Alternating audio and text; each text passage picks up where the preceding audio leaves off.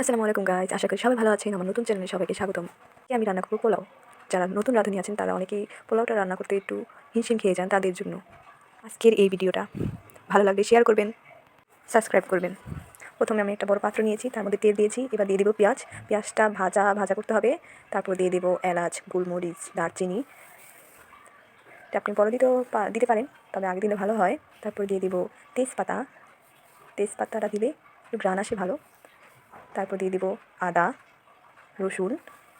এগুলো ফ্রিজে ছিল, নরমাল করতে পারিনি, তাই আস্থা দিয়ে দিলাম। 3 পট চাল নিয়েছি, তাই সব কিছুর পরিমাণ অল্প অল্প। তারপর দিয়ে দিব স্বাদ মতো লবণ। লবণটা স্বাদ মতো দিতে হবে, বেশি দিলে সমস্যা আছে, আগে অল্প দিয়ে নেবেন।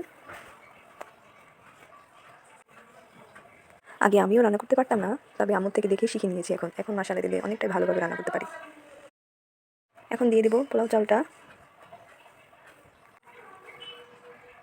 পোলাও চালটা ভালোভাবে ভাজতে হবে। ভাজলে হবে কি, পোলাও চালটা ঝরঝরা হবে ভালো মতো। অনেকে অনেক রকমভাবেই রান্না করে পোলাও চালটা, আমি আমার মতো রান্না করছি। তারপর দিয়ে দেবো বিরিয়ানি মশলা। বিরিয়ানি মশলাটা দিলে আমার কাছে ভালো লাগে, গ্রান আসে সুন্দর, খেতেও ভালো লাগে। আপনারা না চাইলে এটা নাও দিতে পারেন। আমার পোলাও চালটা অনেকটা ভাজা হয়ে আসছে। এখন আমি দিয়ে দিব 1 চামচ থেকেও খুব কম পরিমাণের চিনি। চিনিটা দিলে কি হালকা একটু টাইপের মিষ্টি আসবে, মিষ্টি মিষ্টি ভাব আসবে, তাই চিনিটা দিয়েছি।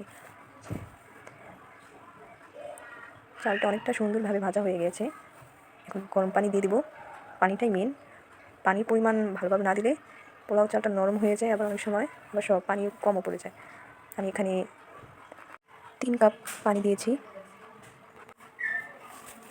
ভালোভাবে নাড়া দিতে হবে, নিচে লেগে যেতে পারে। আর একটু পানি দেবো, পানিটা কম কম লাগছে তাই। এখন ঢাকনাটা দিয়ে দিব। চুলার আঁচটা বাড়ানো থাকবে যত পর্যন্ত চালটা বলক না আসছে। চালটা বলক এসে পড়েছে, এখন চালটা কমিয়ে দিব। নর্মাল আঁচে দিতে হবে। আবারও ঢাকনা দিয়ে দিব। অনেকটা হয়ে এসেছে, এখনও পানি আছে, তবে জালটা খুব কমায় দিতে হবে। এখন বেশি খুব লাড়ানো যাবে না, খুব আস্তে আস্তে নেড়ে হালকা করতে হবে। এখন উপর দিয়ে একটা ভাঁজের মতো দিয়ে দিতে হবে। এখন চুলার জালটা খুব কমায় দিতে হবে। ঢাকনাটা দিয়ে দিব আবার।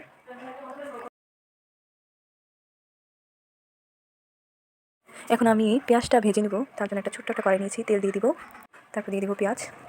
এটা গরম হলে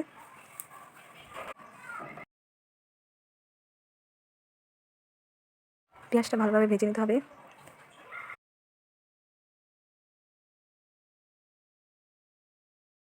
আস্তে আস্তে কালার চেঞ্জ হচ্ছে, যখনই লাল লাল ভাব আসবে তখনই উঠিয়ে নিব। আমার পেঁয়াজ ভাজা হয়ে গেছে, এখন আমি উঠিয়ে নিব।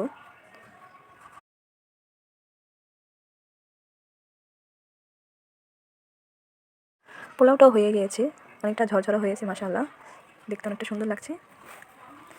এখন আমি পেঁয়াজটা সুন্দরভাবে এটার উপর দিয়ে দেব, পোলাওর উপর দিয়ে দেবো।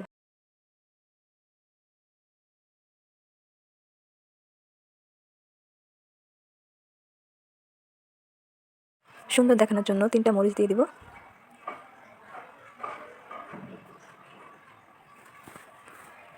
ভিডিওটি ভালো লাগলে অবশ্যই একটা কমেন্ট করে যাবেন। আল্লাহ হাফেজ।